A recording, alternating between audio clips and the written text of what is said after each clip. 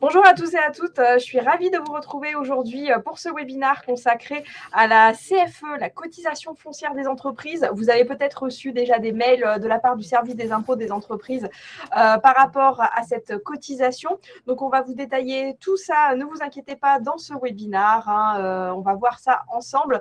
Alors, aujourd'hui, je me présente, pour moi, c'est Stéphanie, mais je suis accompagnée de notre fiscaliste sur Dougs, Antoine, qui va réaliser la présentation. Antoine, je te laisse te présenter du coup.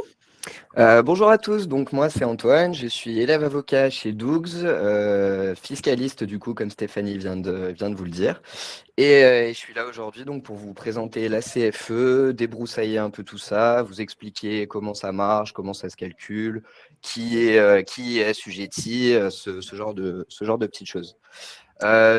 Stéphanie, non, vas-y, tu allais dire quelque chose. Oui, alors pour cette présentation, c'est Antoine qui va vous détailler tout ça. Je vais vous partager tout de suite la présentation.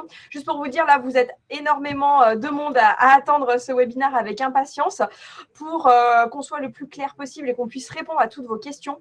Utilisez bien à droite l'onglet questions et non pas l'onglet chat. Dès que vous avez une question, ce sera beaucoup plus simple. Moi, je vais essayer de vous répondre au mieux par écrit. Et les questions que je n'aurai pas répondu par écrit, on les verra ensemble avec Antoine. On va faire des pauses très régulièrement dans la présentation. Alors, Antoine, c'est parti. Je vais te partager tout de suite la présentation et puis je te laisse commencer. Ok, super. Allez, donc c'est à moi.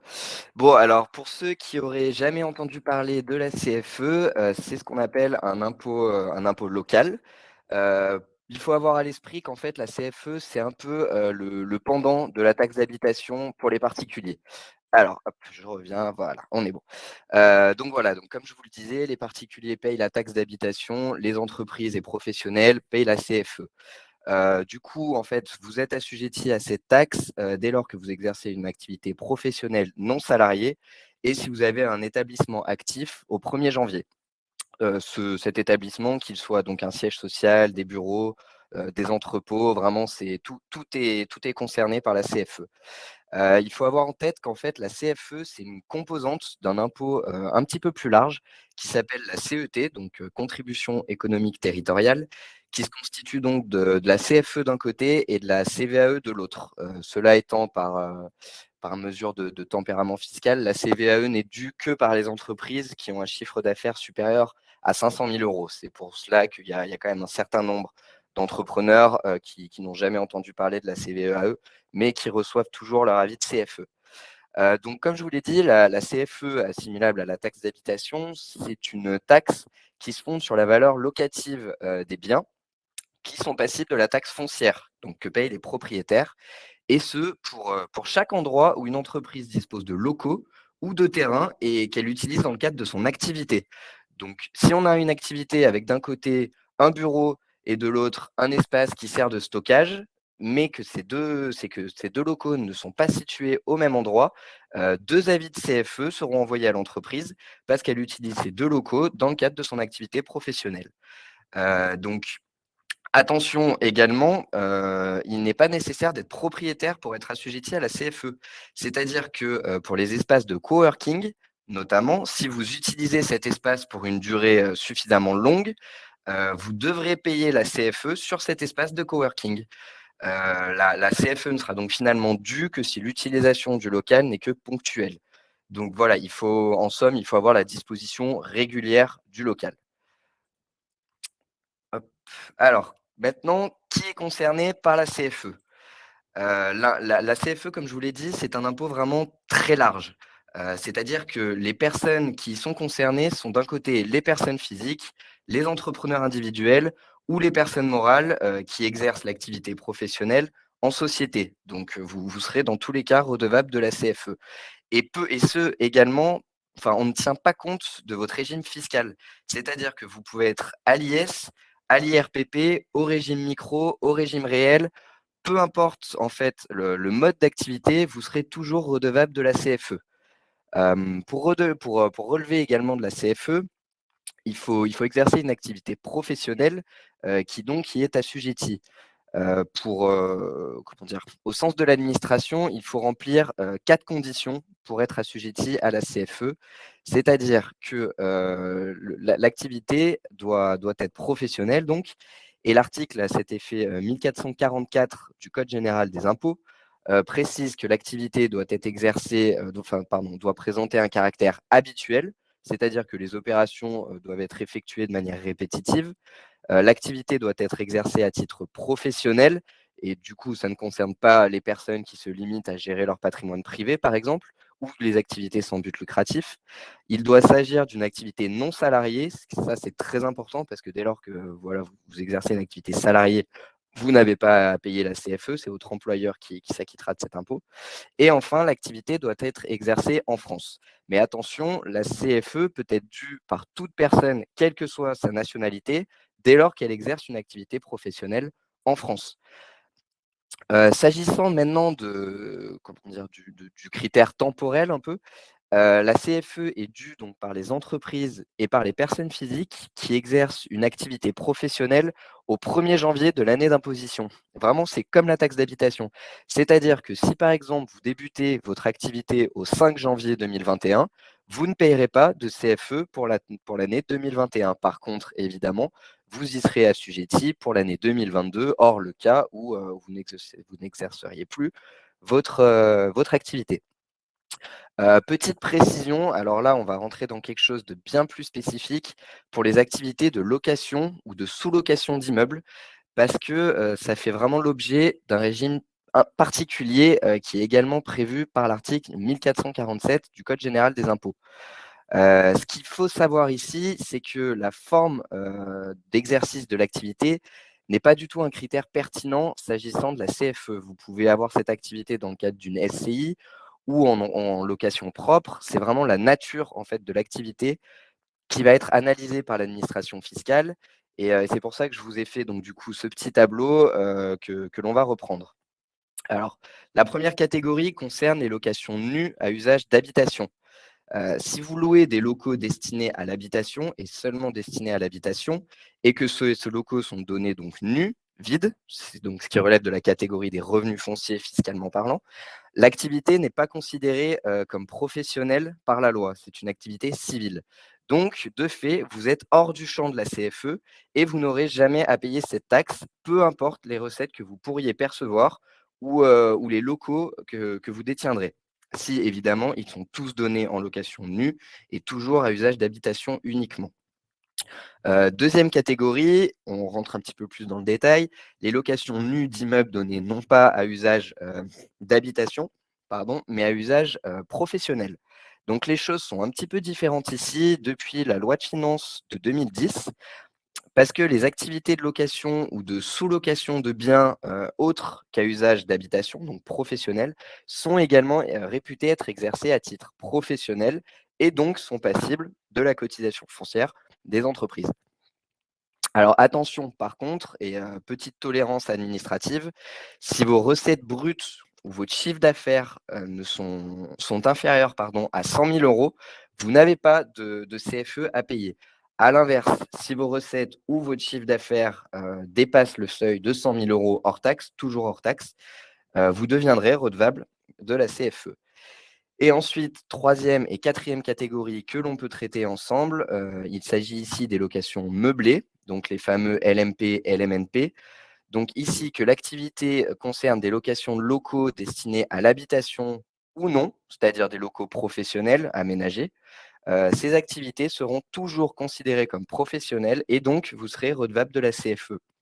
Parce que les activités de location ou de sous-location d'immeubles meublés constituent par nature, en fait, par détermination de la loi, si vous voulez, une activité imposable. Et donc, encore une fois, peu importe votre statut, c'est-à-dire LMP ou LMNP, vous exercez une activité professionnelle au sens de la CFE, donc vous y êtes redevable. Petite précision, dans le cadre des locations de biens immobiliers, la taxe est due, donc, comme nous l'avons vu, pour chaque bien. Et donc, dans cette situation, une CFE sera établie dans chaque commune où vous possédez un bien donné en location. Donc, 2 établissements différents, 2 biens immobiliers différents, 2 avis différents. Enfin, en fait, pour être plus précis, ça va être sur un seul et même avis, mais vous verrez apparaître plusieurs lignes en fonction des communes.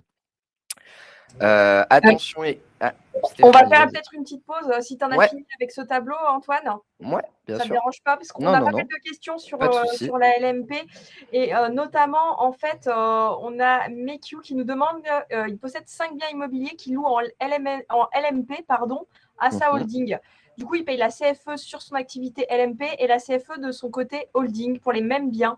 Est-ce qu'il y a un Oui, moyen d'éviter la double CFE? alors le meilleur, pour éviter en tout cas une des CFE, il y aurait une possibilité, ça serait de localiser votre holding dans un de vos biens immobiliers en LMP ou LMNP. Mais effectivement, dans le cadre des locations mobilières, vous êtes toujours redevable de la CFE, et ce pour le nombre de biens que vous détenez.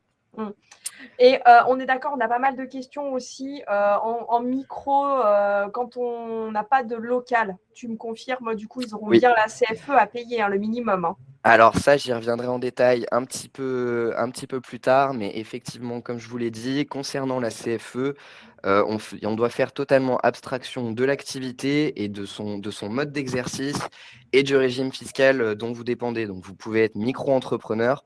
Par principe, vous allez devoir vous acquitter de la CFE parce que c'est une activité professionnelle que vous exercez à titre indépendant. Voilà. Mhm. Et Et vous Romain pouvez nous être demande, à l'IS ou à l'IR. il n'y a pas de souci, du coup, Romain nous demandait comment obtenir un dégrèvement. A priori, son ancien comptable obtenait un dégrèvement de 50%. En fait, il payait la totalité en décembre et 50% exonéré, enfin de dégrèvement, du coup, sur la totalité qu'il avait payée en décembre. C'est une Alors demande là, spécifique, je là, pense, à faire au service des impôts. Là encore, c'est quelque chose que je vais aborder un petit peu plus tard. Là, c'était vraiment histoire de voilà, faire le topo sur la CFE. Mais effectivement, suivant les situations, suivant certaines activités, suivant les endroits où vous pouvez être implanté, voire même votre chiffre d'affaires, un certain nombre de règles existent qui permettent de diminuer le montant de votre CFE de manière temporaire ou permanente. De plein droit ou sur option, cela dépend un peu des textes et des collectivités territoriales. Mais globalement, c'est vrai que la CFE est un impôt relativement simple, mais il y a énormément de possibilités. C'est vraiment du cas par cas. Enfin, vous n'avez pas idée, la liste est juste Pas de souci. interminable. Antoine, on va te laisser continuer, du coup, parce Ok. que tu vas répondre à la plupart des questions, je pense. Ah, non, ça c'est juste pour après. Donc, comme je vous le disais, pardon, une entreprise par principe a toujours une adresse, elle a toujours un siège social. Donc, il y a forcément un endroit où une CFE sera calculée, que ce soit chez vous, dans un local de coworking, dans un bâtiment que vous détenez, où vous domiciliez votre société. Une entreprise a nécessairement voilà, un siège, disons. Et même si ce n'est qu'une boîte aux lettres dans votre domicile, légalement parlant, ça sera le domicile de votre société. Donc, dans le cadre de l'utilisation d'une simple boîte aux lettres, l'entreprise y étant domiciliée, vous serez également redevable de la CFE à cet endroit. Alors, on y reviendra également, mais le plus souvent, vous serez assujetti à ce qu'on appelle la cotisation minimale de CFE. Mais voilà, on en reviendra, dessus, c'est quelque chose d'un peu plus particulier. Voilà, donc petite précision également pour le cas où votre société ou votre entreprise soit en sommeil. Attention, l'administration fiscale considère que la suspension d'une activité n'est absolument pas une cessation d'activité, donc vous serez toujours redevable de la CFE, hormis le cas où la mise en sommeil de votre activité dépasse 12 mois. Voilà, c'est le seul cas où du coup la CFE ne serait plus due, et à cet effet, vous devrez remplir un formulaire dit 1447 pour informer le service des impôts de cette situation. Bien, alors est-ce que nous avons d'autres questions? Stéphanie, si tu as vu passer deux trois trucs.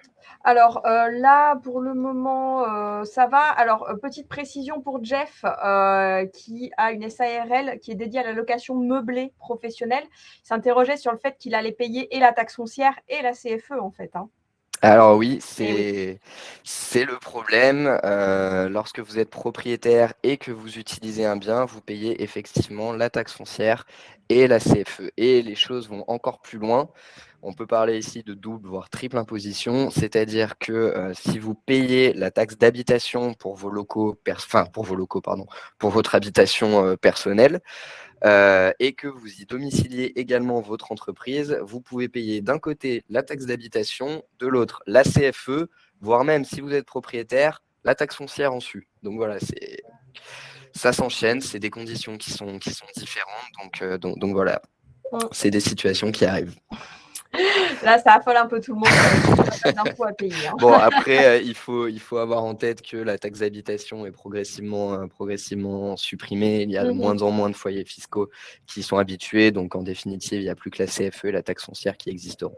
Mais à l'heure actuelle, c'est vrai que si vous faites partie des quelques malheureux, vous pouvez avoir ces trois impôts locaux, à acquitter. Voilà. Donc, Okay. nous allons passer maintenant sur une partie un petit peu particulière qui concerne donc les exonérations de CFE.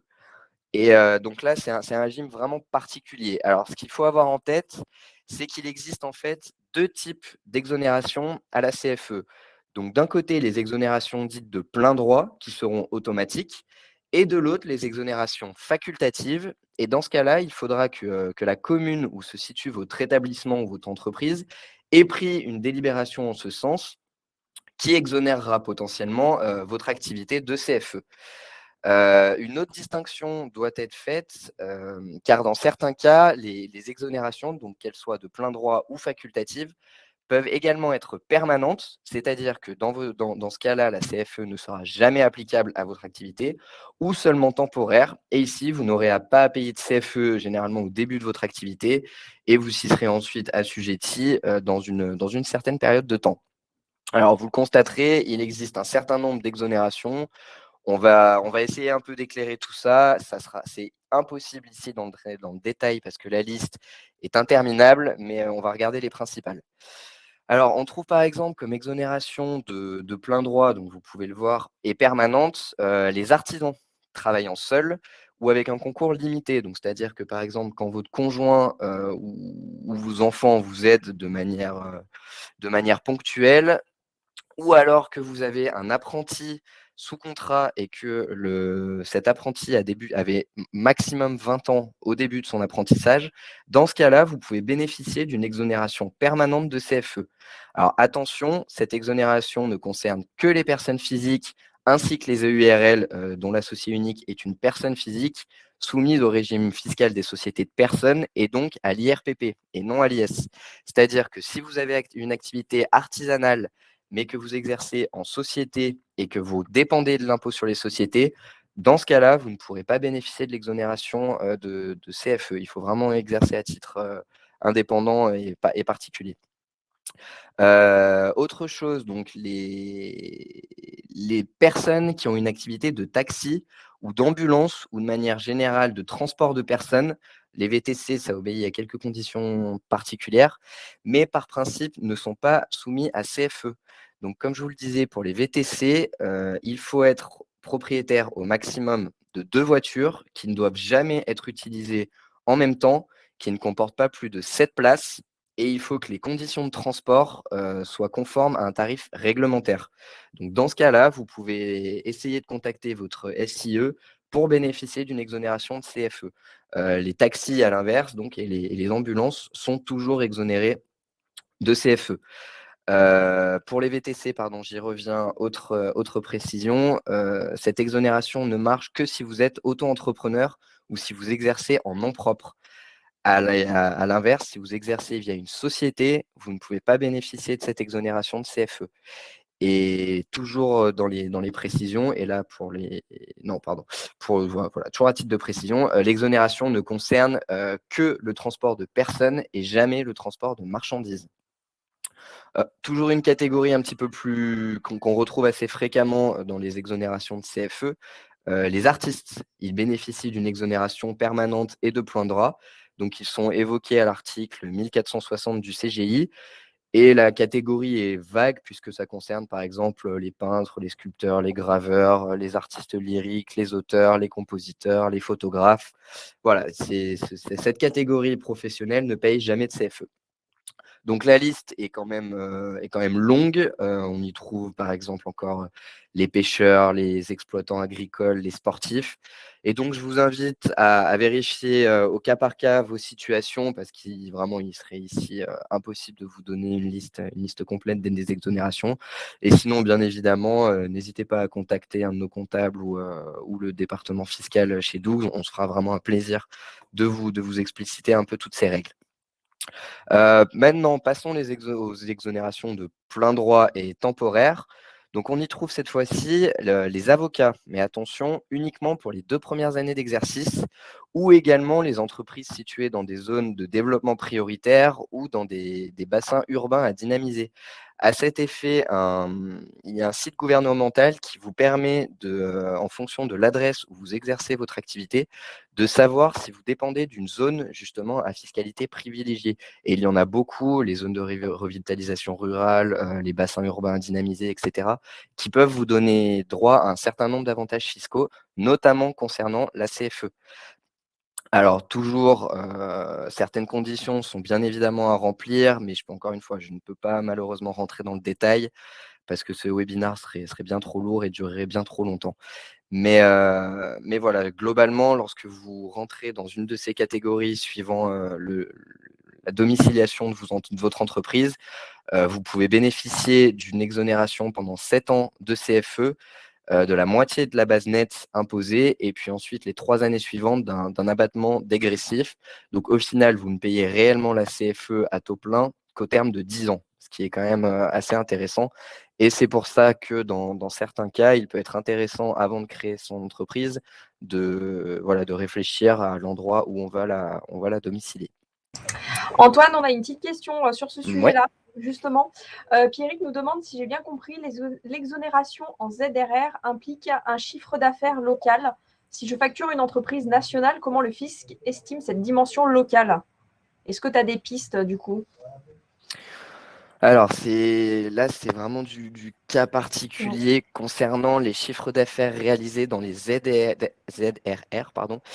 J'avoue qu'au niveau de la CFE, j'ai pas forcément les conditions en tête là comme ça, mais je sais que par exemple, pour bénéficier d'exonération des impôts commerciaux dans cette situation, et à mon avis, les critères doivent être similaires pour la CFE, il va falloir distinguer selon que l'activité est exercée de manière sédentaire ou non. Et il me semble, sans trop m'avancer, lorsque l'activité est exercée au niveau national, donc de manière non sédentaire, que 25% du chiffre d'affaires doit être réalisé à l'endroit où est domiciliée la société, donc en ZDR, pour bénéficier des intérêts fiscaux de la ZDR.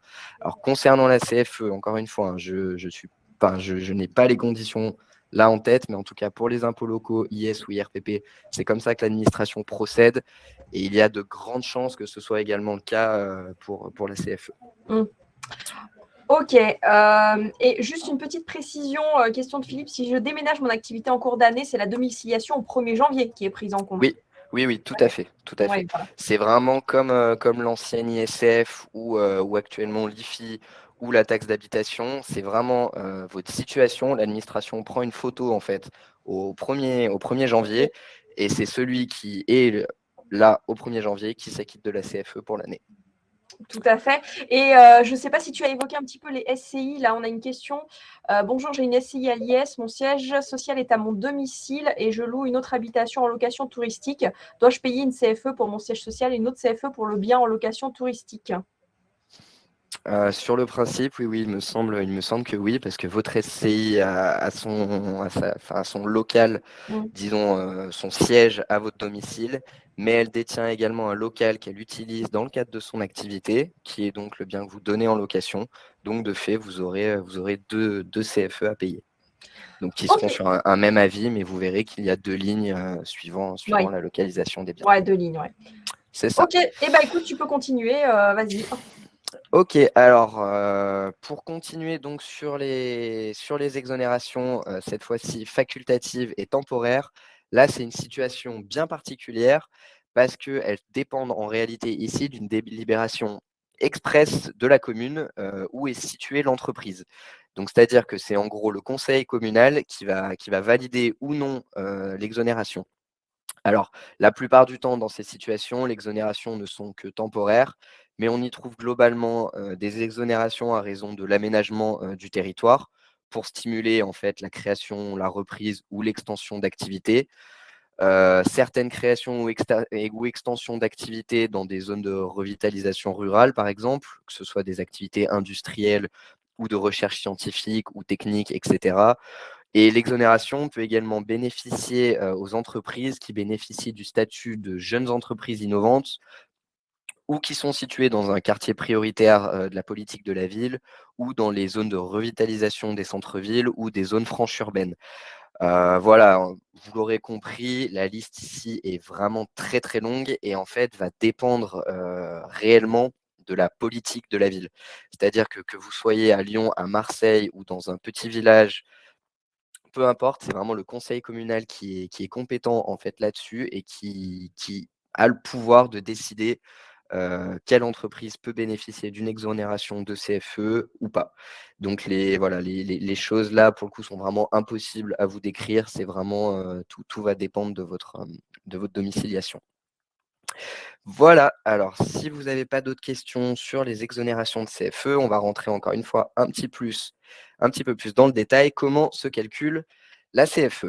Ça va intéresser pas mal de monde, hein. Je sens que sur les C'est calculs ça, et on rentre l'exonération vraiment, à moins de 5 000 € de chiffre d'affaires, et cetera. Donc je te laisse détailler c'est tout ça, ça. dans comment ça marche. Alors, comme on l'a vu, la CFE est établie sur chaque établissement. Donc, si vous avez un siège dans un endroit et un local ou établissement secondaire à un autre endroit, vous aurez bien deux CFE et donc deux avis différents s'ils sont sur des communes différentes.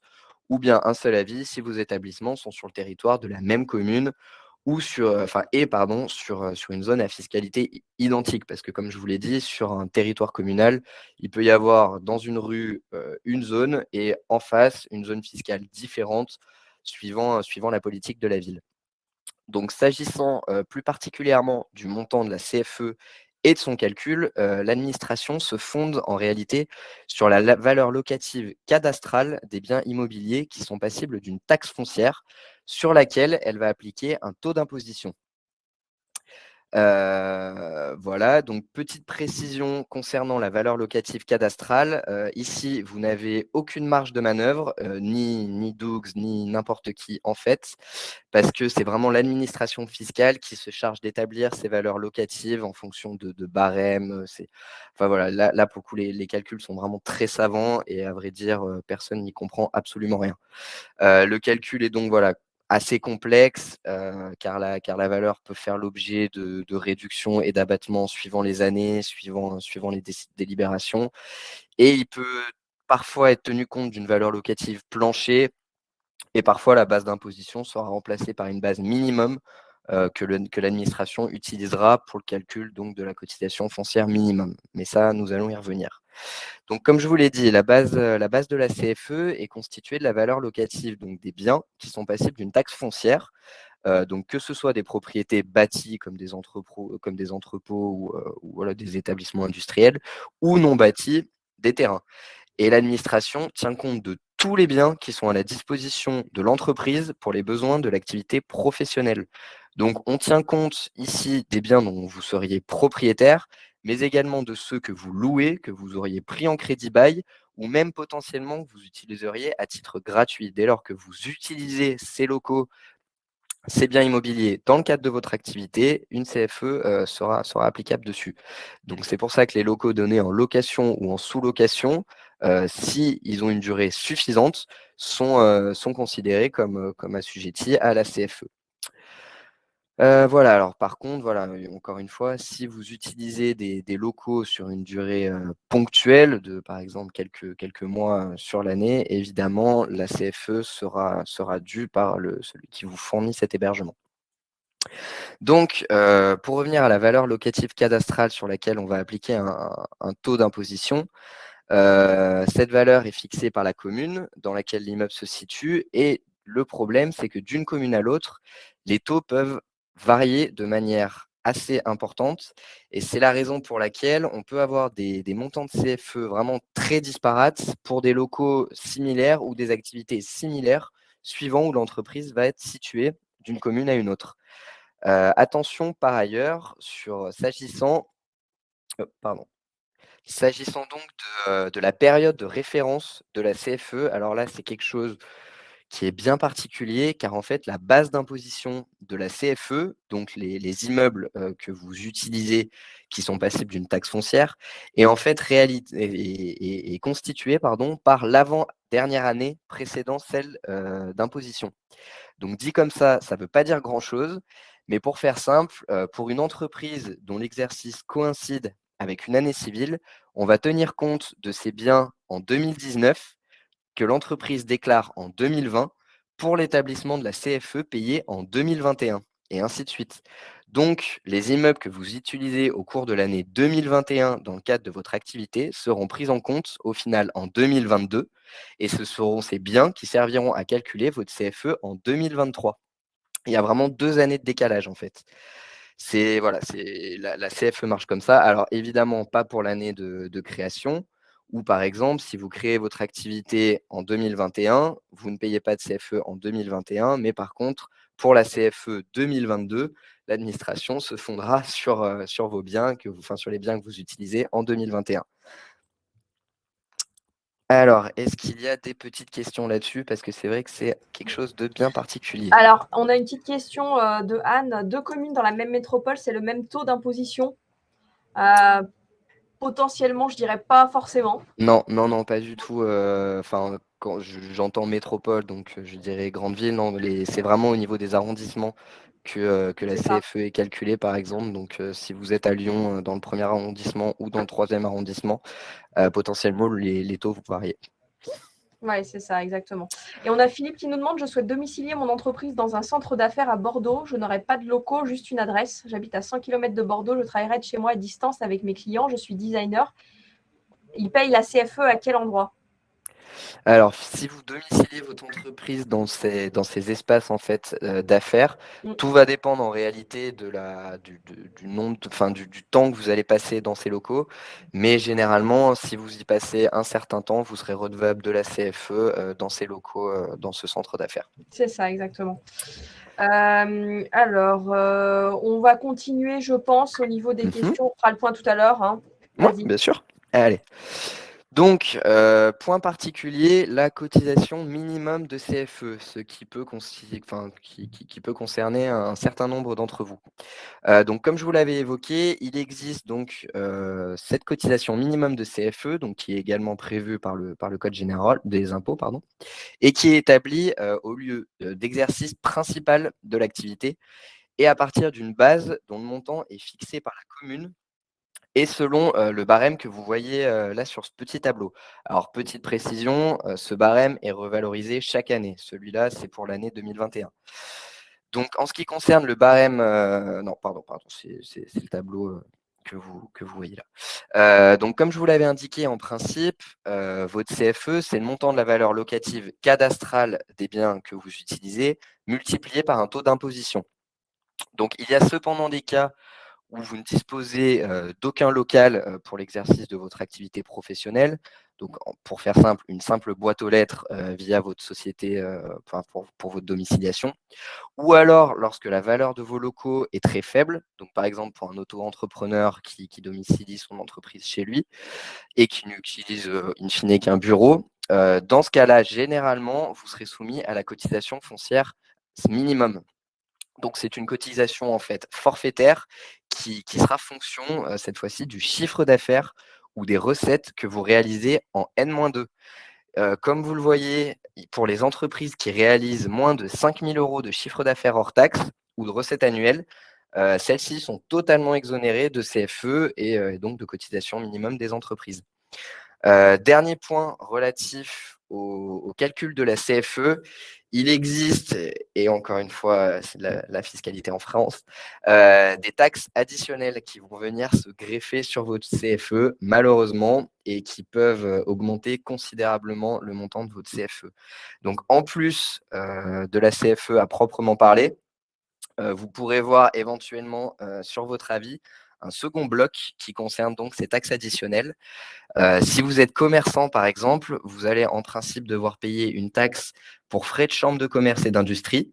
Donc, elle sera assise en fait sur la même base que la CFE, la valeur locative cadastrale, mais cette fois-ci, le taux va dépendre en fait de la chambre de région dont vous relevez. À l'inverse, si vous êtes artisan et que vous payez la CFE, si vous n'entrez pas donc, comme on l'a vu tout à l'heure, des potentielles exonérations si vous êtes tout seul et que vous exercez votre activité en propre, et que vous êtes donc inscrit au répertoire des métiers, vous allez devoir acquitter une taxe pour frais de chambre des métiers et de l'artisanat. Alors, malheureusement, si vous êtes dans cette situation, cette taxe est bien plus chère que la taxe additionnelle des commerçants. Voilà, il faut l'avoir en tête, c'est comme ça et malheureusement, il est impossible d'y faire quoi que ce soit. Antoine, on avait une slide, je crois, là-dessus. Alors, à moins que Ah, tu ne l'aies alors, passé. oui, Ouais, voilà. et voilà, Pour vous c'est montrer ça. les taxes additionnelles un Donc petit peu. vous le verrez sur votre avis, c'est vraiment un bloc en fait qui sera différent, suivant la situation. Alors, on a pas mal de questions là qui sont venues par rapport à ce que tu as dit, en fait, par rapport au calcul qui est fait sur l'année N-2, par rapport aux biens possédés en N-2. Si on a démarré son activité l'année dernière, par exemple, comment ça va se passer? Ce sera sur quelle base?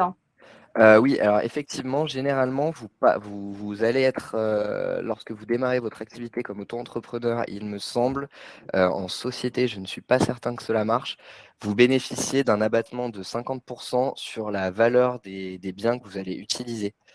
Voilà, c'est une mesure de tempérament fiscal, mais encore une fois, à vérifier selon les conditions. J'avoue que là, je ne les ai pas tout de suite en tête. Après, on a quand même à fournir pour toute société une déclaration 1447 du coup pour chaque année C'est ça. pour donner le chiffre d'affaires prévisionnel. Et ils vont vous demander également si vous louez un local, combien de mètres carrés, etc. Hein. C'est la 1447 qui est fournie par toute nouvelle entreprise. Hein. Vous devez recevoir le C'est ça. document normalement. C'est ça. En fait, au moment où vous allez créer votre entreprise, en plus donc du formalisme classique que vous allez devoir réaliser, une déclaration, donc comme Stéphanie l'a dit, 1447 est à remplir, où vous allez vraiment détailler en fait la manière dont vous exercez votre activité, c'est-à-dire l'adresse de l'établissement où vous êtes, la surface que vous utilisez, etc. Et en fait, c'est en fonction des informations que vous allez transmettre à l'administration que celle-ci calculera votre CFE pour les années ultérieures. Et donc, pour les auto-entrepreneurs ou pour toute entreprise, en fait, si vous déclarez par exemple un simple bureau de 3 mètres carrés, généralement, c'est dans cette situation que vous allez être assujetti à la cotisation foncière minimale. Petite précision également, si dans l'hypothèse où votre situation change, c'est-à-dire que vous transférez vos locaux, vous fermez un établissement ou autre, il faut bien penser à en informer l'administration également, parce qu'elle n'est pas censée savoir en fait comment cela marche, enfin comment ça se passe à votre niveau. Et donc du coup, des déclarations 1447 SD, on les appelle comme ça, sont à transmettre pour tenir informé l'administration de tout changement de situation relative à vos locaux que vous utilisez dans le cadre de votre activité professionnelle. Tout à fait. Et on a pas mal de questions aussi sur le chiffre d'affaires inférieur à 5 000 euros que tu as évoqué. Oui. Si le chiffre d'affaires en 2020 était inférieur à 5 000 euros, ils n'auront pas de CFE à payer en 2022. On s'interroge pas mal là-dessus à ce sujet. Alors non, c'est vraiment le chiffre d'affaires pour l'année d'imposition.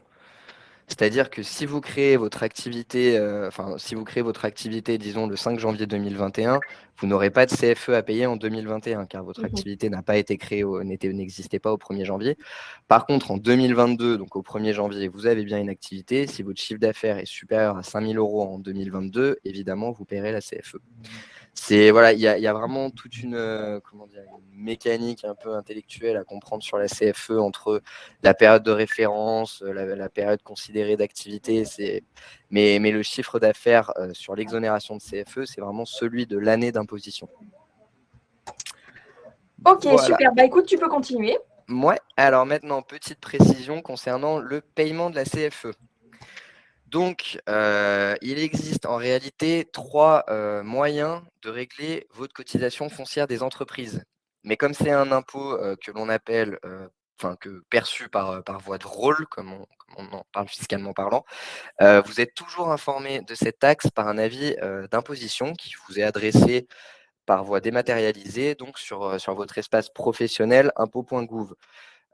J'espère que au 30 novembre, vous avez tous reçu votre avis d'imposition à l'heure actuelle. L'année dernière, je sais que l'administration fiscale avait beaucoup de retard, donc c'est la raison pour laquelle certains ont reçu leur avis d'imposition début janvier. Mais généralement, ces avis sont transmis dans la première quinzaine du mois de novembre. Donc, si ce n'est pas le cas, je vous invite à consulter votre espace impôts.gouv professionnel, attention, pour bien vérifier que vous disposez de cet avis d'imposition. Donc, comme je le disais, il y a trois options pour s'acquitter de la CFE.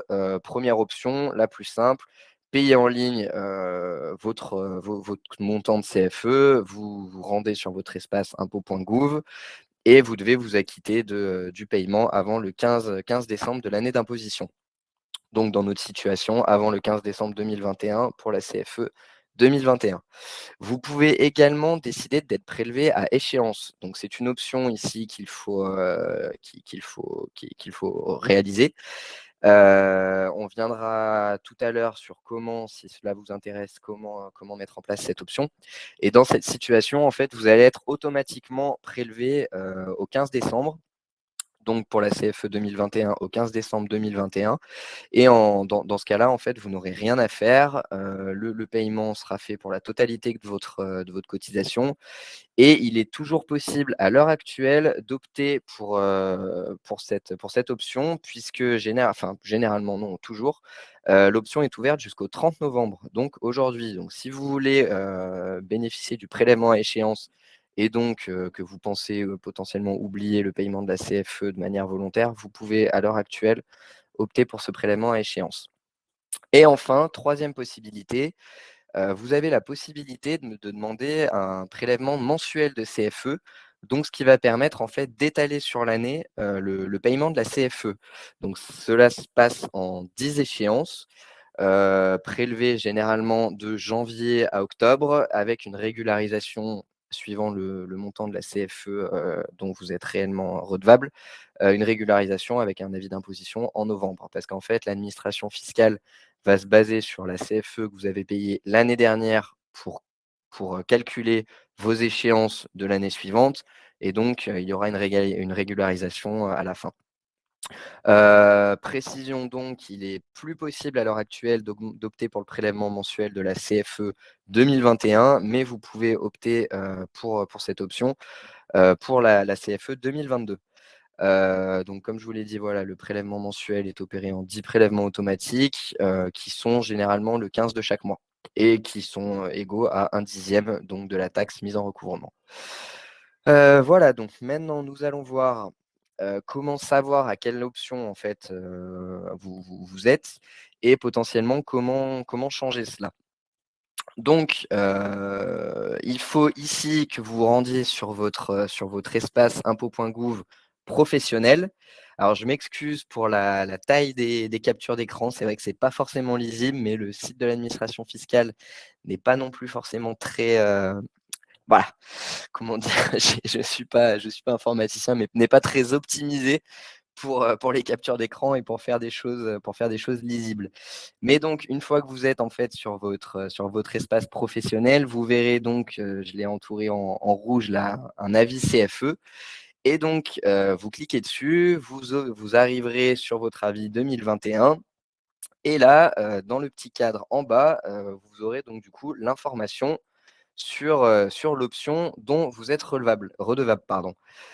Donc si vous voyez la mention: «Vous n'avez pas adhéré à un prélèvement automatique et devez acquitter votre impôt par un moyen de paiement dématérialisé», donc dans cette situation, c'est que vous allez devoir payer par vous-même la CFE.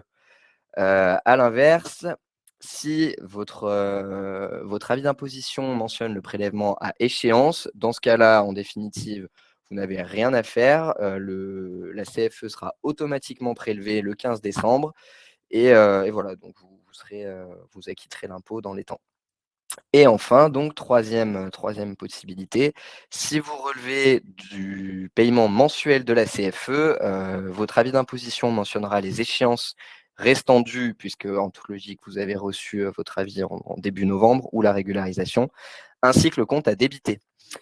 Voilà. Pour, maintenant le paiement de la CFE. Alors, plusieurs possibilités encore une fois. Si vous n'avez pas donc, adhéré au prélèvement à échéance ou au prélèvement mensuel, il y a 2 options pour procéder au paiement. Soit vous consultez, tout d'abord votre avis de CFE et ensuite vous allez pouvoir vous acquitter de son paiement. Soit directement le cadre, que j'ai entouré en bleu, dans l'onglet «Payer», vous allez devoir immédiatement pouvoir, procéder au paiement. Donc pour le paiement, c'est vrai que la procédure est un petit peu longue. Si vous choisissez de passer par la consultation de votre avis, vous devez donc rentrer la référence votre avis d'imposition. Donc, en gros, vous allez consulter votre avis et vous verrez que tout en haut, il y a un nombre de chiffres et de lettres assez long. Donc vous notez cette référence et vous l'inscrivez donc dans le cadre qui sera prévu à cet effet. Vous cliquez ensuite sur continuer, voilà, là ensuite il faut juste, continuer la procédure jusqu'au moment où vous allez payer la CFE. Vous aurez ensuite, à choisir donc le compte qui sera débité, mais voilà, les choses sont assez intuitives globalement pour s'acquitter de la CFE. Petite précision, pour adhérer au prélèvement à échéance, donc cette fois-ci, il faut être sur l'espace d'accueil en fait, de impôts.gouv, professionnel, et vous verrez que vous avez des possibilités, là, c'était cette fois-ci, donc de mettre en place le prélèvement à échéance ou le prélèvement mensuel. Donc il faut cette fois-ci que vous renseigniez votre SIRET dans le cadre prévu à cet effet, et vous aurez, des pages qui vont s'ouvrir selon le cas, si vous souhaitez soit opter pour le prélèvement à échéance pour les années ultérieures ou bah, pour cette année puisque l'option est encore ouverte jusqu'au 30 novembre, donc jusqu'aujourd'hui, ou pour le prélèvement mensuel. Voilà, donc à part ça, je Je pense pense, qu'on a fait à peu près le tour des procédures. oui, tout à fait. On va essayer de répondre à deux, trois petites questions Ouais, bien sûr. rapidement. Alors, on a des personnes qui n'ont pas leur avis de CFE sur leur espace impôt.gouv. Ça ne s'affiche pas en fait. Alors, peut-être que vous Alors n'étiez pas en activité au 1er janvier de l'année, ça c'est oui, possible. ça c'est possible. C'est tout à fait possible parce que, effectivement pour les entreprises qui se créent, en cours d'année, l'administration met quand même pas mal de temps avant de voilà, d'avoir ces éléments et de traiter les créations. Donc c'est vrai qu'il est possible que vous n'avez aucune CFE à payer et que vous n'ayez pas reçu votre avis d'imposition. Par contre, pour le cas où vous exerciez bien votre entreprise, enfin vous exerciez pardon votre activité au 1er janvier, là, si vous n'avez pas reçu votre avis d'imposition, c'est quand même assez étonnant, et je vous invite à essayer de contacter assez rapidement votre SIE pour essayer de voir où vous en êtes. Oui, vous pouvez leur faire un mail par exemple. Ouais, Et on a une question. voire, je vous conseille même plus d'essayer Ouais, de les appeler directement parce qu'ils sont très, très longs à répondre aux mails. c'est ça.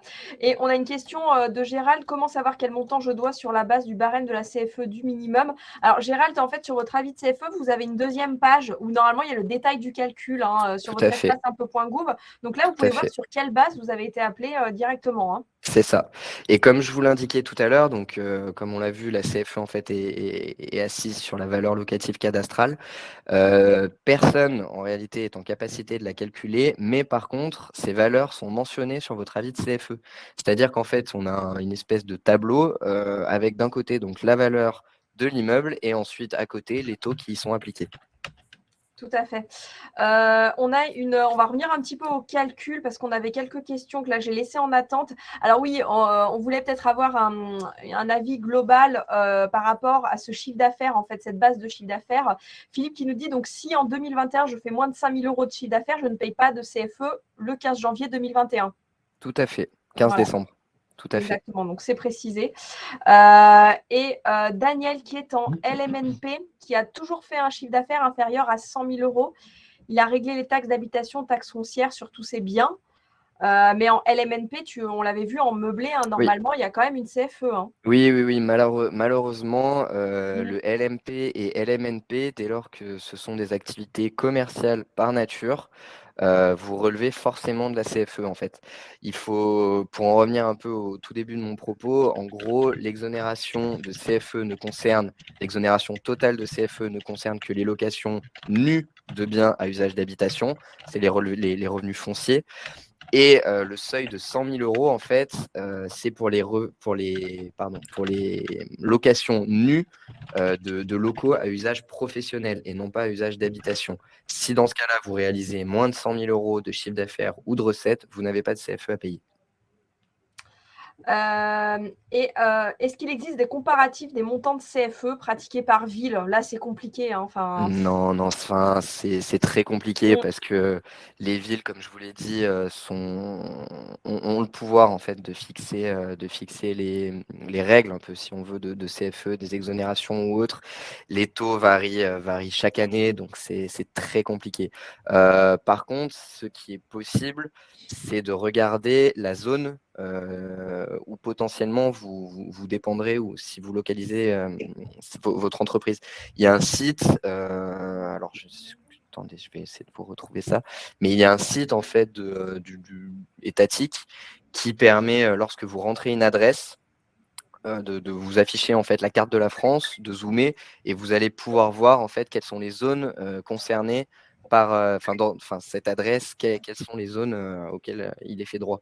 Donc que ce soit ZDR ou bassin urbain, ou voilà, il y a beaucoup de choses. Oui, tout à fait. Et c'est assez compliqué de vous aiguiller là-dessus. Peut-être contacter votre service des impôts des entreprises. On avait une personne qui n'avait pas créé sa société, qui souhaitait savoir le montant. Essayez de les contacter. Après, c'est assez compliqué. Est-ce qu'on a un montant minimum de CFE? On a pas mal de clients qui nous réclament une fourchette au moins pour savoir à peu près. C'est compliqué. Alors sur le montant minimum de CFE, alors pardonnez-moi, je vous cherchais le site là du coup.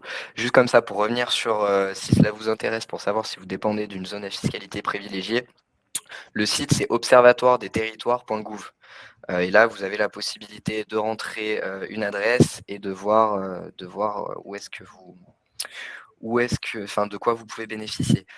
Pour les cotisations minimales de CFE, on va revenir sur le tableau que je vous avais indiqué tout à l'heure. Les voici. Donc en fait, comme vous le voyez, colonne de gauche, on va prendre votre chiffre d'affaires, et en fait, la fourchette donnée sera en fonction de la commune en fait et des taux qu'elle applique. Donc si vous avez un chiffre d'affaires entre 10 000 euros et 32 600 euros annuels, potentiellement, dans le meilleur des cas, vous allez devoir vous acquitter de 224 euros de CFE, dans le pire des cas, de 1 067 euros. Et on a une question de Alice qui s'est rendue compte qu'elle avait un avis de CFE alors qu'elle avait un chiffre d'affaires inférieur à 5 000 euros. Ah, alors si votre avis, ça c'est tout à fait possible, mais et votre avis d'imposition dans ce cas-là, vous mentionne un montant nul de CFE. Par contre, dans le cas contraire, effectivement, c'est anormal, et je vous invite également à du coup prendre contact avec votre SIE pour leur faire remonter en fait cette erreur et de bénéficier d'un dégrèvement. Ça marche assez bien. Par contre, voilà, le seul problème, c'est qu'il ne faut pas être pressé, parce que dans ces cas-là, sur les impôts directs locaux, l'administration met en moyenne 2 mois à répondre. Alors par contre, attention, vous devez toujours acquitter votre CFE, même si votre avis d'imposition est erroné et que vous estimez ne pas y être assujetti, vous devez quand même payer la CFE et vous serez remboursé une fois que l'administration aura traité votre demande. Et j'insiste bien sur ce point, parce que si vous ne payez pas la CFE et que, in fine, vous aviez mal interprété les textes ou votre situation, l'administration est en droit de vous appliquer des pénalités et vous majorer votre imposition d'intérêt de retard.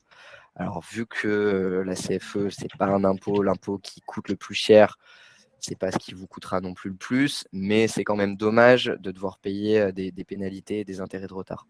Tout à fait. Et là, il y a une question plus comptable, donc je vais répondre à tout le monde. Oui, quand vous allez payer votre CFE, elle sera déductible. Elle sera déductible de votre résultat. Donc, ne vous inquiétez pas là-dessus. Vous allez quand même gagner au moins l'impôt société, si vous êtes à l'impôt société, dessus, sur le montant, les 15% ou les 26,5%. Donc, voilà, ce n'est pas perdu à 100%, on va dire. C'est quand même un impôt, mais ce sera déductible dans le cas de votre société. Voilà. Très bien, Antoine. Je pense qu'on a fait à peu près le tour. On a une dernière question de Philippe. C'est normal que le service des impôts ne connaisse pas le chiffre d'affaires 2021. Bah oui, en novembre 2021, c'est évident, Oui, hein, mais après, oui, oui, voilà, tout à fait. il faut leur. Alors, juste pour revenir juste avant sur la déductibilité de la CFE, cela est valable si vous êtes à l'IS, mais également si vous êtes à l'IR. Oui, C'est-à-dire que si vous avez une SCI qui donne des locaux d'habitation en LMP ou en LMNP, la CFE sera déductible de vos recettes. Donc, c'est voilà, au moins une contrepartie un petit peu intéressante à cette imposition. ok, bah écoute, je crois qu'on a fait après le tour. C'est 16h57, ça me semble parfait pour, je pense, libérer tout le monde. Juste pour moi, le temps de vous reparler, je vois qu'il y en a qui l'ont partagé dans le chat, hein, votre lien de parrainage. Si vous êtes client chez nous, vous avez en bas de vos paramètres Dougs, vous avez tous un lien de parrainage. Donc, n'hésitez pas à le transmettre si vous connaissez quelqu'un qui souhaite s'inscrire sur Dougs ou si vous souhaitez créer une deuxième société. Dites-nous que vous êtes déjà client chez nous et on va vous retrouver. Vous aurez 1 mois gratuit chacun de comptabilité. Donc, ça peut être intéressant pour vous. On a une dernière question quand même, on va la prendre dans le chat de François. Bonjour, j'ai créé ma société en octobre, je n'ai pas encore de chiffre d'affaires et je cherche mon avis de CFE 2021, je suis en SAS. Alors si vous avez créé en octobre 2021, c'est tout à fait normal, C'est tout à François, fait normal. que Et vous ne puis l'ayez de pas toute reçu, façon, vous ne vous n'allez payerez pas pas de en avoir. CFE dès lors que votre société n'était pas créée au 1er janvier. Bon, moi, je me permets une dernière fois de vous dire, pour ceux qui sont déjà chez Dougs, si bien évidemment vous avez des questions supplémentaires sur la CFE et que vous voudriez une analyse un petit peu plus personnalisée de votre situation, surtout n'hésitez pas à nous contacter sur Intercom. Vos demandes seront transférées au département fiscal dont je fais partie et on se fera vraiment un plaisir de répondre à vos questions. J'ai essayé de faire quelque chose d'un petit peu simple pour que tout le monde comprenne, mais c'est vrai que notamment sur la partie exonération, c'est vraiment du cas par cas et c'est impossible de vous donner des réponses précises comme ça. Donc n'hésitez pas à revenir vers nous si vraiment vous en avez besoin. Ok, super. Bah écoute, je pense qu'on en a terminé, hein. Et bien entendu, vous allez avoir le replay. Vous allez tous le recevoir. Ceux qui ont participé, même ceux qui n'ont pas pu malheureusement venir, vous allez tous avoir le replay ou ceux qui sont partis en cours de route ou qui sont arrivés un petit peu en retard. Vous verrez donc le replay de la présentation d'Antoine ainsi que tous nos échanges. Donc rassurez-vous, vous allez tout recevoir. Je te laisse dire au revoir du coup à tout le monde, Antoine, et puis je clôturerai bien sûr par un petit peu de musique. Merci à tous, c'était très chouette et passez une excellente fin de journée. Au revoir. Exactement. Bonne fin de journée à tous. Et puis, bah, on va se donner un petit peu la pêche pour terminer la journée. On va partager un petit peu de musique ensemble. À bientôt.